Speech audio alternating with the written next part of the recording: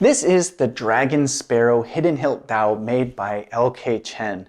Now it is chock full of historical significance, from who wielded the sword to the design and engineering of the sword and the scabbard, as well as the unique engineering of the ring pommel itself. Now this sword comes from the northern dynasties in the 16 kingdoms, which preceded the Sui and the Tang dynasties, and it has a lot of design elements that were carried up and over into those.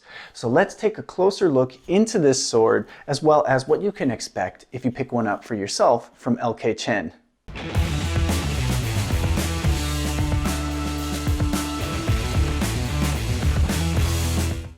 Now, this is a ring pommel Dao. This is something that we've seen as far back as the Han Dynasty. However, there's been quite a few modifications to the design since the Han, and these are things that are going to keep going through the following dynasties. For one, when you look at the Han Dynasty ring pommel Dao, the ring is actually part of the blade itself. So the tang is pounded out and continued into the ring, and it's secured. The ring on this is actually more of a decoration. And so the way that this is made is very interesting. The tang of the sword is filed down, so it creates a bit of a shelf. And the ring itself has a tang as well. Both of these are interlocking and then secured with a pin that is also further protected with this collar at the end of the sword. So it's got a very, very unique way of assembly, specifically for decorative ornamentation. Decorative pommels were nothing new. We've seen this plenty before because it's prime real estate. When the sword is slung on the hip, this is pointing forward for everybody to see. The more intricate the decoration, the higher the status or the wealth or rank. And this was typically Jian territory, not something you would see on the battlefield Dao.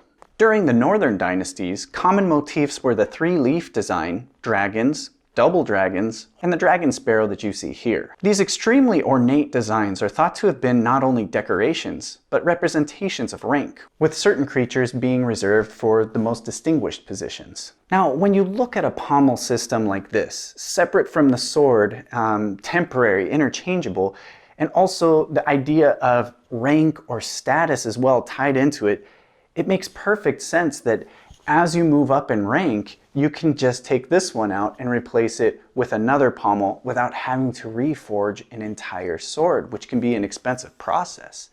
Not to mention, when you look at this type of scabbard for the hidden hilt, it takes a lot of precision in fabrication so that the sword doesn't get stuck in the scabbard, so you can't pull it out when you need it, or it doesn't fit back in when you're done with it. So this saves a huge step in the process for the decorative piece that represents that rank. Let's take a closer look at this creature on the sword. The dragon sparrow is a mythical creature. It has the head and the beak of a bird and a long serpentine body, which creates the ring. Inside the mouth is a pearl, which is essential in art when representing a dragon. When you look at it, the craftsmanship on this ring is very detailed and precise. LK Chen was able to design this exactly to the proportions of size and weight of an existing relic from the northern dynasties. One of the unique elements of the design, which you may not be aware of, is that the beak of the dragon sparrow points in the same direction as the edge of the blade. Now this is a really small detail that may be overlooked, and I really think it's cool and unique about this sword.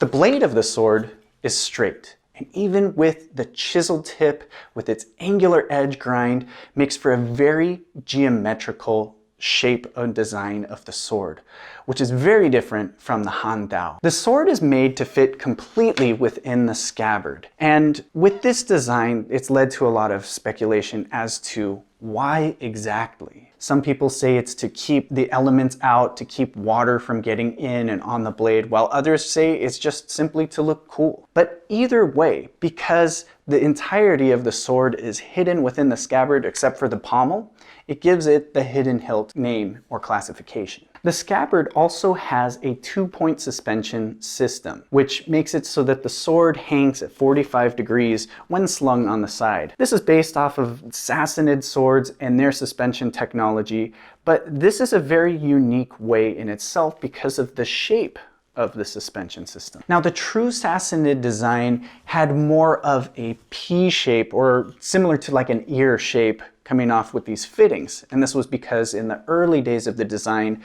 these were not made out of metal, but leather. And over time, the string or chain would pull so much that it would warp the shape. Apparently the shape was liked because that design stuck when they shifted from leather to metal. Now, this sword has a very unique design because these are not P-shaped, but in fact more like a D shape. And they have the securing loops hidden on one side of the sword. It leaves to speculate whether or not this was for protection of the securing system or if it just was a simple design choice. But either way, it's very unique to see this. Now, there's one final element that was really important to the evolution of this sword's design. It's not a single piece on the sword or the scabbard. It is something completely separate, but had a massive influence on the design and engineering of this sword. Something that evolved around this time. Something so common these days you wouldn't even have thought about it. The stirrup. That's right, the stirrup doesn't show up in history until around this time. We know this because of the very detailed statues of the terracotta army have horses, and all their adornments and all of their equipment are there, except no stirrup.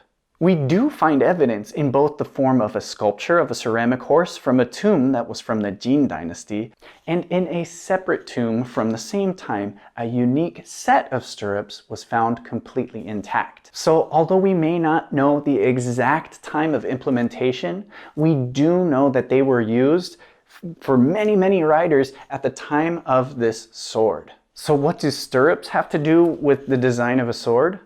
Well, simply put, if you have more control, more stability, more maneuverability on a horse, you're capable of having full-on and much longer exchanges on horseback, whether it's with somebody else on horseback or on the ground.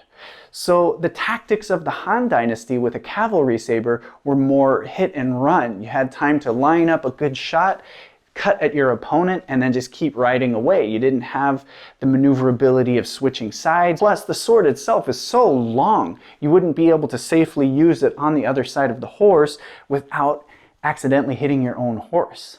More intricate movements could be performed with a shorter blade. So this became the standard cavalry saber. It happened to be pretty handy when on foot too, which made it a very versatile sidearm. So speaking of versatility, let's talk about what you can expect if you pick up a Dragon Sparrow Hidden Hilt Dao from LK Chen for yourself.